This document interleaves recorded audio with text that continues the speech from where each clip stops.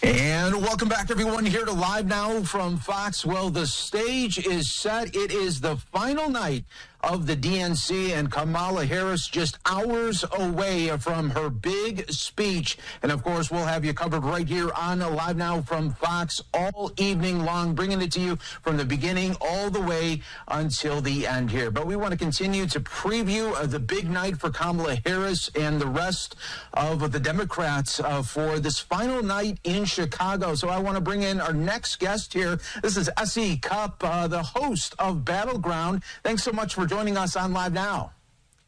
Sure, thanks for having me. All right, so obviously a big night for Kamala Harris here, where she'll be talking on a range of issues. But what issue or policy do you think for American voters is going to be the number one thing they want to listen to tonight from her? Yeah, she's got a couple of audiences tonight, right? I mean, there's obviously the audience in the room, and that includes Democratic delegates and people who are already obviously with Kamala Harris.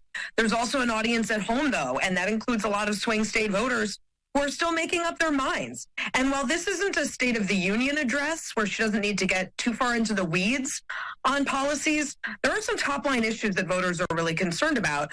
I would be sure to mention some economic policy in her speech tonight. And again, it doesn't have to be weedsy, but it should acknowledge that most people do not feel good about the economy. Instead of saying that the economy is great and rattling off a bunch of numbers that don't make anyone feel better about, spending a lot of money on gas and groceries, I would acknowledge that the economy needs improving, and I would spend a considerable amount of time talking about that. She might want to include immigration. She might want to include women's reproductive rights. Those are top of mind for voters in all of the swing states. So it would be beneficial to her and wise for her to just hit those notes.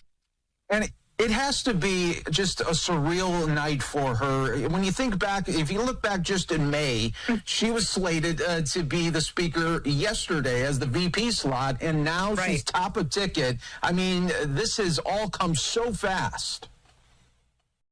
It's a brave new world. I mean, we were talking about this, me and my producers at Battleground were talking about this the other day, that imagine if Biden had been the nominee still and they had these incredible speeches from people like the Obamas and Oprah Winfrey and the Clintons. And I mean, I think it just would have made the contrast even worse for Joe Biden, right? The benefit for Harris is she doesn't have to worry about any of that. She is a good speaker. She is captivating. People are there to see her. They are excited about her in ways that they just weren't as excited about Joe Biden. So she's set up for a much better night than I think he would have been.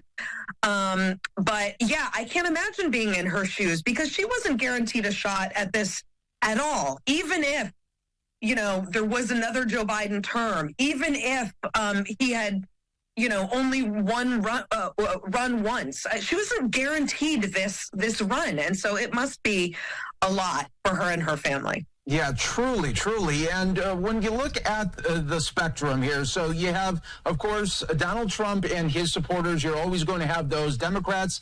Those supporters will always be there. But how does Kamala Harris tonight try to peel some of those people that are really on the fence and bring them to her corner and ultimately get the presidency? What does she have to say today?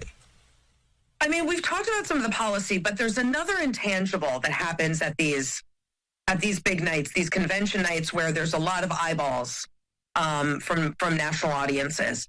And that's just like enthusiasm and excitement and momentum.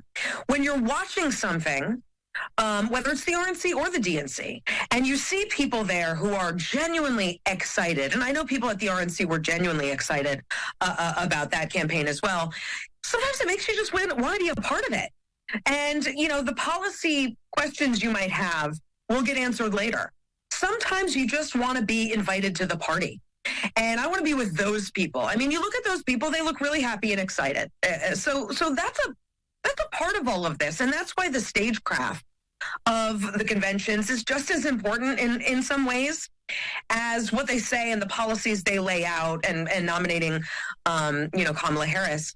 People watching, it can be infectious, it can be contagious. And so there's some of that happening at the DNC in a push for swing state voters as well. Yeah, so true. And lastly here, of course, Kamala Harris, when the DNC is over, she'll want to continue to carry that momentum past the summer months and into the fall, of course. But, of course, as soon as this wraps up, there will be, again, growing pressure for her to do some sort of news conference or sit-down interview. When do you think that could possibly happen? Do you think we'll see it even before September?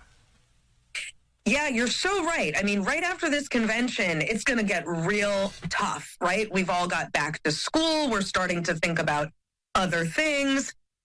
They've had a sort of dedicated and captive audience for the past couple of weeks.